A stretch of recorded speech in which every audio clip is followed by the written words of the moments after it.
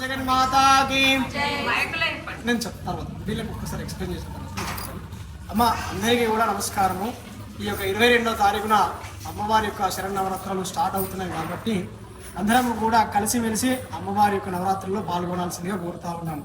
అయితే అందుకు గాను ముందుగా మనము మొదటి రోజు అమ్మవారి యొక్క అలంకరణపూరితమైనటువంటి రోజు కూడా నవరాత్రుల్లో ఒక్కొక్క రోజు ఒక్కొక్క అమ్మవారి యొక్క అలంకరణ చేస్తూ అదేవిధంగా మంటపారాధన చేస్తూ వెళ్తూ ఉంటాం తల్లి. మొదటి రోజున ముందుగా గణపతి పూజ, పుణ్యవాచనము, అదేవిధంగా అంకురారోపణ అంటారు తల్లి. అంకురారోపణ తర్వాత నవగ్రహ దేవతలు, పంచబ్రహ్మలు, తర్వాత అమ్మవారి యొక్క కలశారాధన కార్యక్రమం ఉంటుంది తల్లి. కావున భక్తులందరూ కూడా పాల్గొని ఈ యొక్క కార్యక్రమాన్ని విజయవంతం చేయాలి తల్లి. మీకు ఎప్పుడైతే వీలవుతుందో నవరాత్రులలో ఆ ఒక్కరోజు ఎవరైనా సరే దంపతులు ఎంతమంది ఉన్నా సరే ఆ దంపతులందరూ కూడా పాల్గొని ఈ యొక్క కార్యక్రమాన్ని విజయవంతం చేయాలి తల్లి. మీ శక్తి కొలది వస్తు రూపేణ, ధన రూపేణ, ఏ రూపైనా సరే మీకు శక్తి కొలది అమ్మవారికి సమర్పణ చేయండి.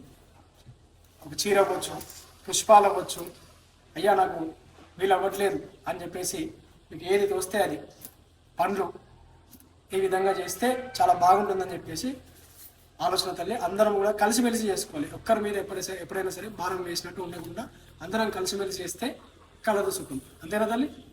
అందరూ కలిసి ఉంటేనే కదా అమ్మా. మొదటి రోజా తల్లి? మొదటి రోజు తల్లి, మొదటి రోజు అలంకరణ అనేటువంటిది పొద్దున అభిషేకం జరుగుతుంది అమ్మవారికి. 4:30 నుంచి స్టార్ట్ అవుతుంది తల్లి, 6:30 వరకు అవుతుంది. ఆ తర్వాత అలంకరణ అయిపోయిన తర్వాత ఇక్కడ ఫస్ట్ ఇక్కడ మండపాలు వేసుకుంటాం. మనం మండపాలు వేసుకొని మండపారాధన చేసి అమ్మవారికి తీర్థప్రసాద నివేదన చేస్తాము. ఆ నవరాత్రుల్లో రోజు కూడా వీలైతే మీకు రోజు వీలైతే కుంకుమార్చన కార్యక్రమం ఉంటుంది తల్లి. లేని ఎడల మంగళవారము, శుక్రవారము రోజు పెడతారా? సంతోషం, చాలా సంతోషం. ఆ విధంగా కుంకుమార్చన కార్యక్రమం అనేటువంటిది నిత్యం జరుగుతూ ఉంటుంది కాబట్టి అందరూ కూడా పాల్గొనాలి తల్లి. మీకు అమ్మ మీరు తెలుసుకోవడమే కాదు, మీ ఇంటి పక్కన వాళ్ళకి కూడా చెప్పాల్సినటువంటి బాధ్యత మీకు ఉంటుంది. కావున మీరందరూ కూడా తెలియజేయండి. అందరికీ కూడా తెలియజేసి ఈ విధంగా శరన్నవరాత్రులు పాల్గొని అమ్మవారి యొక్క అనుగ్రహ ప్రసాదాలు తీసుకొని మనమందరం కూడా చల్లగా జీవించి ఉందాం. ఓకేనా? అమ్మ దయ ఉంటే గట్టిగా చెప్పాలి. అమ్మ దయ ఉంటే అన్నీ ఉన్నట్టే.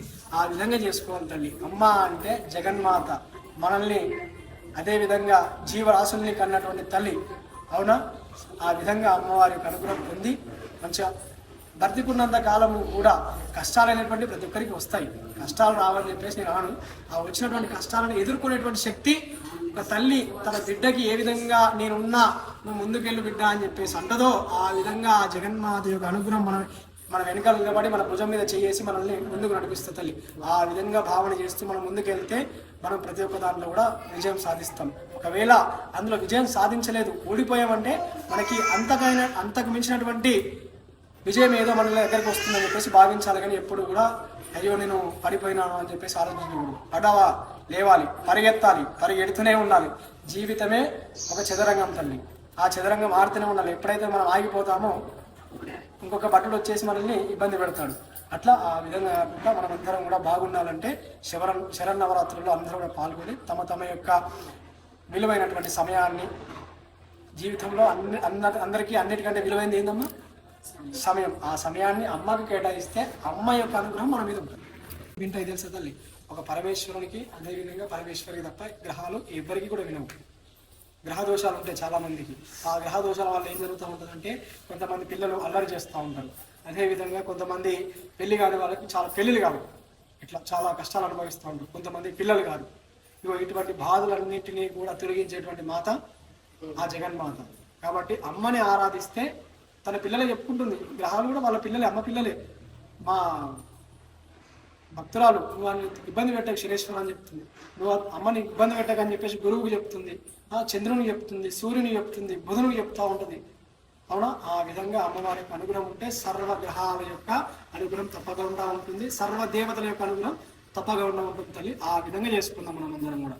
జై బోలో జగన్మాతా కీ, జై బోలో జగన్మాతా కీ, జై బోలో భూదేవి పెద్దమ్మ తల్లి మాతా కీ.